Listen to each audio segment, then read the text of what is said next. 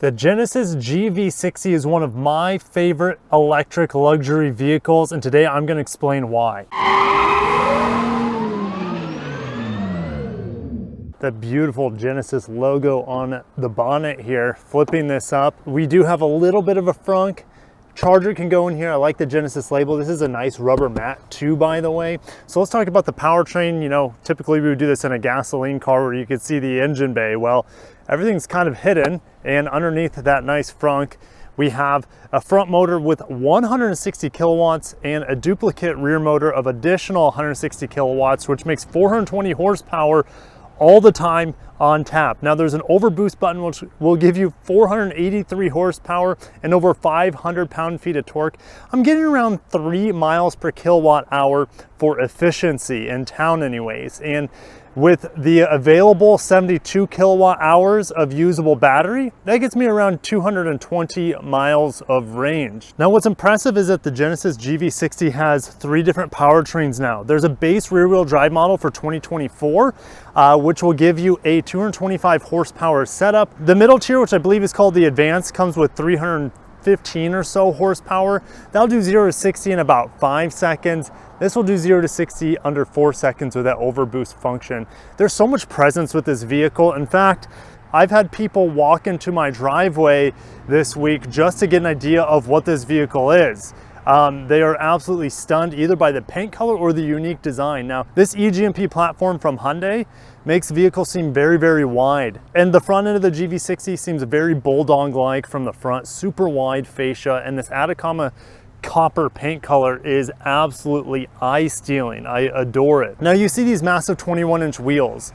This is exclusive to this performance grade. The middle tier all-wheel drive gets you 20-inch wheels, and then the base model comes with 19-inch wheels, which gives you almost 300 miles of range. So if range is very important to you, just go with the base model or maybe even the middle trim, and the middle trim can get you around 260 miles, assuming you get the smaller 19-inch wheels. This one comes in around $71,000 after destination, and I'll talk about at the end if you should be investing that money in this vehicle, and maybe something like the GV70 fully electric. I love how the door handles also pop out on the sides. We have that nice black accent on the 8-pillar, the roof rails, blacked out glass roof. We also have a 360 camera. The front end has a camera as well. Now, if you look at the grille down here, these shutters are currently off, so it's not going to let any air through here. So it doesn't need any additional cooling. It will open those shutters to actively cool the battery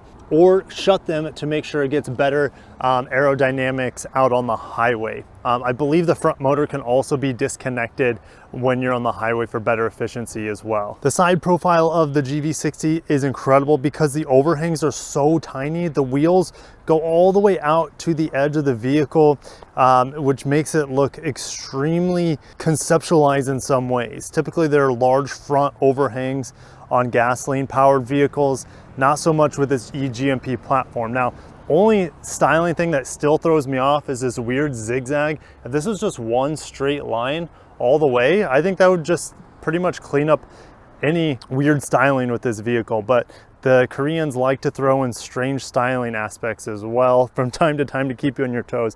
This is your face reader, your eyeball reader, which will unlock the vehicle for you. Now we have this massive wing on the back that has an integrated rear tail lamp, and look how dirty this rear window gets. There is no rear windshield wiper.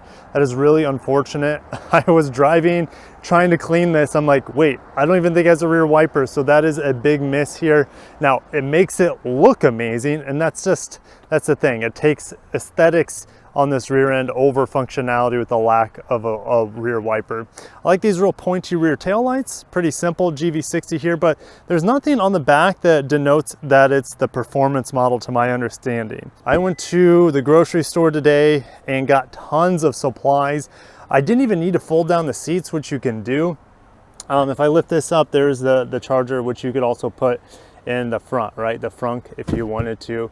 Speaking of charging, we know Hyundai does 250 kilowatts peak charging. They advertise 350 kilowatts, but from my research, it only goes up to about 250 kilowatts, which is best in the world. It's hard to argue. that anyone does it better, at least in the vehicles available in the United States. A little 12 volt here back in the cargo area, maybe for some camping. You could fold the rear seats down for additional cargo. Let's go ahead and get in the back seat. I like how these door handles flick out. Sometimes I have to go in and unlock from the front though to get these to unlock and pop out. So it is a bit finicky. We do have rear sunshades, which is super nice. Bang & Olufsen sound system in here is fantastic, and to my understanding it is available even on the base rear wheel drive grade, which is awesome. The speaker grills are fantastic all the way around. We have aluminum trimming here. I think this is exclusive to this performance model, and it is real aluminum. It's cold to the touch in the mornings. It's fantastic. We also have heated rear seats in this performance model. Nice little cup holder, and then I'll show you in a little bit the nighttime ambient lighting in here. I love the seats. I love the diamond gosh, that was obnoxious. I love the diamond pattern here on these Nappa leather seats. They're super soft while nice and firm at the same time. Folding this down, little cup holder action, and we have a beautiful suede roof line here at the top. And notice even the attention to detail here on the little map lights above. You have handles above each door. That beautiful suede headliner. It's not only on the doors here. So that lady's just looking at me. It's her dog is probably pooping over there. But you also have it on the B pillar here all the way down. You have this awesome additional air coming out you. I believe it's like that in Ioniq 5 because you don't have any vents down here because you have this massive pass-through that goes to the front seat. So awesome. And this is rubber matted down here, 2 USB-Cs, and then that aluminum around here with that soft. Now I can also move this forward and back. True luxury right there for the passengers back here, but you know, my kids have plenty of leg room. This is the clamshell roof that I really like. We see this on the Ioniq 5. That's one of my favorite electric vehicles as well, but this being luxury, it has more of that nice suede headliner that I don't believe we see on the Ioniq 5 clamshell roof. Now, even when this opens up, look how much it's tinted. We're looking right at the sun. Well, I don't recommend it, but it is tinted and it's really dark. So it doesn't really let in that much light, but it is, I guess, perfectly tinted for where I live in South Florida. So let's go ahead and get into the fabulous front seat here. And it is super quirky, but also undoubtedly luxury. So let's get into the seat. I love this thigh extension here. We have the aluminum pedals with a lattice that matches the front grille. Genesis skid plate here. I don't remember if it's illuminated or not. I don't think it is because I did in that nighttime video. Soft touch here, Bang & Olufsen speaker here, down here as well, aluminum. Oh, there's an additional Bang & Olufsen speaker right here. This is a speaker over there, but on this side, it's the mirror control. Just soft touch, exquisite materials top to bottom, and this is even soft touch down here. Typically this is more of a cheaper plastic on most luxury cars, not down here on the Genesis. It is fantastic. Now if you don't want this white interior, which this is my recommendation, you can get it in black as well, but notice this has about 4,000 to 5,000 miles on it, if I remember correctly, this example here. And so you start seeing some discoloration, but I bet this can be cleaned up fairly easy. All right, I love the steering wheel. Some people don't like the style of this Genesis steering wheel, but I adore it because it allows me to put my hands wherever I want. Also, when you use the heated functionality of it, it equally heats all the way around. So many luxury cars only heat certain areas hotter than others. Not here in the Genesis. It's fantastic. We also have a massive head-up display that shows like the radio stations. When I switch the radio stations, there's turbo, octane, lithium, Bob Marley, Pop 2K, all that good stuff. I love that head-up display. Two 12-inch screens here, and they are customizable. If I change the driving mode with this button, it will change the gauges. I don't ever actually play with the drive mode button. If I wanted to go into sport mode, I just press boost and it'll give me, I think it's around 30 seconds or so of that 483 horsepower. And when I press that, well, it's conditions not met, but it will transform this into sport mode. So I don't have to press this, then this to get the max performance. This little swiper here changes my stations, but if I press it, it allows me to change my information here on this screen, which is pretty cool. So I can check out the weather, I can check out the radio as well, tire pressure, so other safety things going on. It's just really cool. I love this feature, and typically little nipples like this are a bit gimmicky, but Genesis has actually done a pretty good job here with this setup. So we're just going to leave it there. Radar cruise control and lane steering assist works pretty well in here from my limited usage. We also have paddle shifters to adjust your regen braking. I'll talk about my impressions on that here in a little bit. I love the base software in here. It's really snappy and it's well designed. I like the big icons. Whoops, I didn't mean to do that. And you can adjust it here with this large rotary dial if you prefer. So I like that they give you that option to do either or. Now, Android Auto and Apple CarPlay are on here, but you have to tether in down here to this little USB-C if you want to use your phone mirroring technology. So you have a little cubby down there. You can put hats. There's a little hidden space right here as well, which has a rubber mat, so things aren't going to be flying around in there. I love the climate control. Look how clean this is. Fantastic setup here. Auto climate control, temperature adjust, and then you also have additional touchscreen functionality in here if you want to override. I love it. And then you have these shortcut buttons to interact with your radio, media, etc. I actually haven't used these at all because everything is just so well integrated into the steering wheel, but I like how they make it so clean, yet still give you the option of either interacting with a touchpad. This is a touchpad too, if I remember right. Yeah, see, it kind of is moving around, but I'm not going to use a touchpad, but you can use this as a joystick. It's fantastic. There's so many different ways to interact with the screen if you don't want to do the touch screen, as well as down here as well. Cup holders are excellent. Notice this is a floating thing right here. This console is floating, which allows all this room down here. That's what an E-GMP, an electric vehicle platform, allows for you. And notice this. This looks like an old rotary phone. If you're younger than 30 years old, you probably have no idea what a rotary phone is, but if I turn the car off, it flips into the crystal. If I turn it back on, it'll flip to the rotary dial for your gear select. It's awesome. I also love having the volume knob. It's more of a scroll wheel, so you can see going.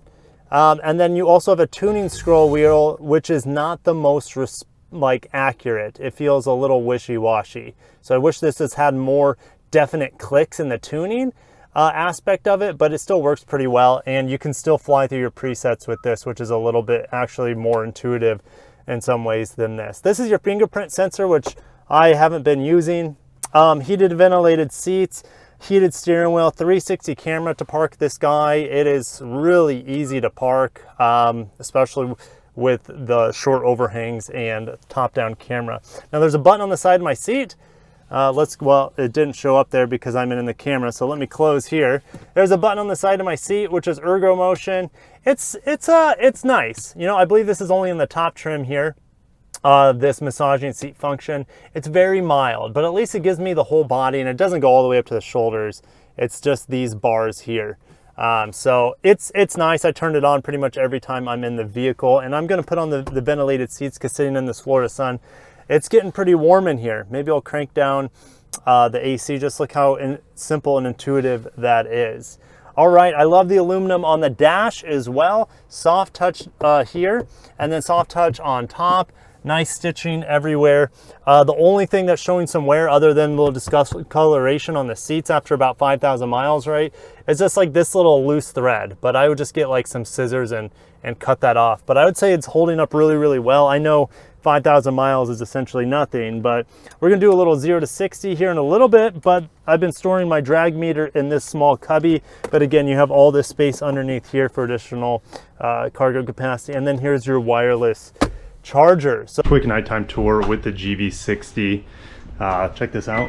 You walk up, get the puddle lamps, you get the pop out handles. Now when you also do the car key fob, the back handles will pop out as well. We got illumination inside here. All right, you see that crystal ball in there? That's amazing. And we have white ambient lighting on the bottom to help see your weight on the inside. Also nice purple lighting on the door. And let's start it up. Okay. You also get that screen, the intro or exit screen when you exit the vehicle. What do we get for startups here? That flips. That is so cool. All right, we're in vehicle settings. We're gonna go to lights, go to ambient lighting. dimmed and dark. And we can pick tons of different colors. We're at a custom color. Let's get sapphire violet. Ooh, that's kind of nice. Amethyst purple, emerald blue green, peridot green, aquamarine white, pearl white, yellow topaz. So lots of cool, I mean, purple's the way to go. I really like purple on interiors. And what does it do in the back? Not on the floor, but it does give that nice arm rest glow built into the door. It looks really, really nice. And since it's splashed onto this material here, it's not going to be that distracting. You're not going to see it in the windows or anything like that at night, blinding you. And I like how there's very little, really there's none on the dash, which is also nice as well, so that doesn't distract you while you're driving. It's really mainly on the floor and in the on the doors. It's great. You also have around your rotary dial, which I pretty much never use since this is in a great location. And you also have it infiltrating the rotary dial. So if I turn it off, that purple is also inside this crystal dome. Love that feature. And then there's the exit screen, and you get a nice Genesis head-up display logo there as well. Really bright amber turn indicators. I love how these turn indicators are just the 3 LEDs, or should I say the 6 LEDs total on the outside, where you still have your daytime running lights and nighttime lights on the inside. These lights are definitely noticeable in the back. You know, you have this big wing here that's going to double as your brake light, and then very bright entire turn signal there for the rear tail lamps. Twisting it into drive here, of course we have parking sensors, so if I was getting close to something, it would let me know. Also, auto brake hold is memory, so every time you start up the vehicle, it will remember if you had auto brake hold on or off, which is awesome. I really appreciate that for stop and go traffic. And that one pedal driving, iPedal has done really well here. Personally, I'm much more accurate with using my own foot as a brake pedal. So I typically keep the regen all the way down to 0 or 1. Now the vehicle starts at 1 regen every single time. 0 regen makes it coast. It still slows down a little bit, probably due to tire resistance on the road, but it is kind of like a coasting mode, and I like it a lot because when you have a specific regen in and you just get off the pedal, it slows down, all right, which is obvious, but there's a very noticeable on and off. So I like being either on 0 or 1, and it makes me much more accurate with the pedal, and it's going to make your occupants in the car probably a lot less car sick as well. Now, with an electric vehicle, you have instant power to get around people. And I wasn't even full pedal down. So it's just absolutely fantastic for performance and luxury. Now, could I have done that with the 225 horsepower? Probably. And the reason is unlike let's say a gasoline Genesis car, you're not waiting for the transmission to downshift. It's instant power whenever you want it. And so that makes overtaking a lot safer, a lot more satisfactory, and a lot faster. Even though you might have only 225 horsepower on your base model, it's still going to be probably a little bit snappier when you want it to be. Now, in straight line acceleration, you know, the twin turbo V6 GV60, for example, would be faster than, let's say, the rear wheel drive model of this. But 0 to 60 on the 315 horsepower GV60 is probably faster than the twin turbo V6 GV70. It's insane how responsive and how quick these electric cars are from Genesis. Now this one has the insane overboost with 483 horsepower, and when we get some open straight, we will test that 0 to 60. Apparently it's under 4 seconds, and that's just unreal. You know, I think 0 to 60 5 seconds for everyday traffic is more than enough. And that's what that middle tier GV60 allows you. You save, I think it's somewhere around $10,000. You can get those for around $60,000, have excellent all-wheel drive, instant response, and great acceleration, but you're not gonna have that neck snapping acceleration that you're gonna have in this nearly 500 horsepower GV60 performance. All right, with any luxury vehicle, it's the timing of those motorcycles. With any luxury vehicle, it's very, very quiet. You do hear some ambient noise like loud diesel trucks and motorcycles from time to time, but yeah, it's very peaceful, very quiet. I don't get any annoying wind buffeting from the A-pillar. It feels very well sealed in here, very vault-like, and Genesis done a fantastic job making this feel like a luxury vehicle, from the materials, the ride quality. And we're just gonna do the overboost, my drag meter out, and we're just gonna hammer. God, I lost the camera, so we're gonna have to do that again. It has so much torque that I lost the camera. All right, let's try that 0 to 60 again. Oh my God. It struggles to keep, oh my God, there it is. It's so fast, 0 to 60. 3.86 0 to 60, my goodness gracious. And I started peeling off a little bit, but I think I hit 100 kilometers per hour in 4.08. I have not once needed that much power. That is more of like a party trick, as you get your friends and family in here and say, hey, I have supercar performance in a straight line, come see what it feels like. But you don't want to do that regularly, because it's like being in a roller coaster all the time is going to get you sick. But it is fun to have that sort of flex every once in a while, right? And you'd be able to leave Corvettes probably in the dust at stoplights. It's insane how fast, 3.8 seconds, 0 to 60. Now, that is going to dig into your efficiency, right? I think that's too much horsepower for just the average person. You don't need it. And 0 to 60 in 5 seconds is still plenty fast for the average person. When you go that fast, 0 to 60, you're just kind of strapped in. You don't want to move the steering wheel, because you need to have maximum traction on those front wheels, as it puts down 160 kilowatts of power to those front wheels. So if you try to turn under that sort of acceleration, it's dangerous as well. But there are stability control and traction control settings in this vehicle, but I'm not going to do it again, because I know with this sort of performance, it's repeatable 0 to 60 in under 4 seconds. It's absurd how quick it is. But I think when you're spending this much money for this much performance, I would rather be in the GV70 electric. GV70 electric has a more stately feel to it. This sort of feel, I feel like I can get most of this in not only the cheaper advanced trim of this with 315 horsepower, but I can also get a lot of this feel in the also stablemate E-GMP platform, the Ioniq 5. This feels like a luxury Ioniq 5, and the Ioniq 5 in its limited trim, its upper trims, already feels luxury. So that's where this is kind of like, it's not that much more expensive. You're gonna have definitely that clout, that luxury clout and Genesis branding over the Ioniq 5, but I can't say it's a better EV than the Ioniq 5. It's just a nicer car.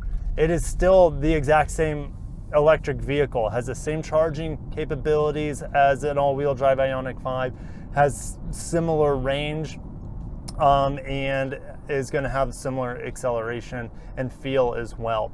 Now, this performance model comes with some additional goodies, like electronically locking rear differential back there for additional performance in the corners.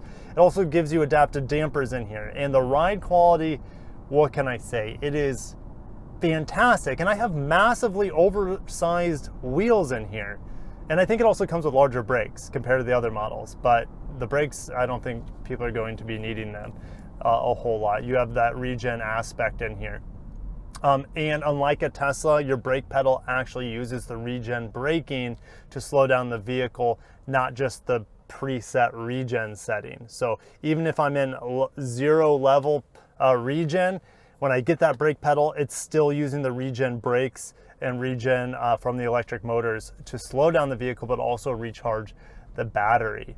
All right, so Genesis GV60, I've driven some vehicles recently that are similar, like the Lexus RZ. This is better than the RZ. I feel like it's a more luxurious vehicle. There's better materials in here. The styling is better too than the Lexus RZ in my opinion. What else? What other luxury? Oh, I'd take this over an e-tron any day of the week. Those are way more expensive than this, offer not as good performance, at least acceleration performance, not as good as efficiency. They don't charge as fast. And I'm gonna throw this in the turn here. Power out. I'm speechless, right? Because it gives you silent rocket ship alien propulsion, and it's just so satisfying but eerie at the same time. So electrification for a luxury vehicle, it's almost impossible to beat for the feel, right? You have no vibrations, you have no engine noise going on. It's completely serene. So it's really hard to say that this is not a fantastic luxury electric vehicle. It's one of my favorites. The thing is, I think if I'm spending $70K, I'd rather be in the GV70. The GV70 electric has an even better interior than this. It's not quite as roomy, especially in the back seat. So if you're regularly putting people in the back, this is a better luxury vehicle than the GV70, absolutely. And I have more headspace in here compared to something like the G80 electric sedan, which I also adore. I just feel actually more comfortable in here in some ways because my head's not slammed against the roof like it is in the G80 electric, which is a modification like the GV70, a modification of a gasoline platform to be electric. And those are both fantastic too. So, wow, I don't know what else to say about the GV60. I think if you buy it or lease it, you're not going to be disappointed. And I recommend leasing pretty much every electric vehicle because the technology is changing so fast, and you can qualify for the $7,500 tax credit when you lease. And a lot of times you can't if you buy, since this vehicle is built in South Korea. If you purchase it, you're not going to get that $7,500. So leasing is the way to go, absolutely. And I think this is one of the best electric vehicles I've ever tested. It gives me all the performance, gives me all the cool looks. I think it looks amazing. It has a lot of street presence. It gives me pretty much all the luxury. The sound system's awesome. I have all the freaking things I want with massaging seats, heated steering wheel, heated ventilated seats, 360 camera. I mean, I have a great clamshell sunroof. I don't know, like fantastic head-up display. I have everything, and plus all the safety features in here with radar cruise control. I literally have, I'm not wanting for a single thing as an electric vehicle. Only thing I would want more of maybe is range, and you can sacrifice a little bit of power here. Get either the standard all-wheel drive model with 315 horse or the rear-wheel drive model, which will give you 225 horse and 300 miles of range. So, and in theory, those could give you better ride quality since they have a smaller wheel and much more tire. So I love this vehicle. I don't want to give it back. And it's typically like that for most E-GMP vehicles. And this GV60 is no exception. It is mind-blowingly good. Just give me a rear wiper on the rear window. Give me sacrifice a little bit of the aesthetics so I can clean that rear window from the comfort of my cabin leather seat. But thank you, Genesis, for sending this to me. Genesis wants to be fully electric with every new model starting next year. So I think refreshes will continue for their gas models, but any new model that's introduced or a redesign that's introduced will be fully battery electric. And by 2030, every single vehicle in their across their lineup is going to be fully battery electric. And shoot, while I'm at it, you know, the braking in here, when I'm at zero regen, it's super predictable and very luxurious. And that's hard for a lot of EV makers to get right, is the braking predictability, because you have two braking systems in here. You have a regen from the electric motors, and then you also have the traditional friction brakes with the rotors and the discs and the brake pads. Pretty much the perfect luxury electric vehicle, and it'll only get better. You have fast charging, good enough range, and exquisite power and luxury everywhere you are. And I feel like I'm beating a dead horse by saying the same things over again, but it's really that good. And I think people should experience the fantastic selling points of this car. Just go take it on a test drive and you'll be enamored, absolutely, regardless if it's the base powertrain or this 500-ish horsepower top of the line performance model. I can't wait to hammer it here. We're gonna hammer it once we get a green light. A little boost. Well, I better, there we go. Skirt. Right across the Lexus dealership right there. See you, Lexus. you don't have anything like this in your portfolio, and it's unfortunate because, yeah, Genesis is eating Lexus's lunch right now with their electrified products. Lexus has an advantage with their hybrids, but Genesis is like, we'll show you what's up on the electric end. So anyways, yeah, shut down. Thank you guys for watching. I'll catch you in the next one. Peace.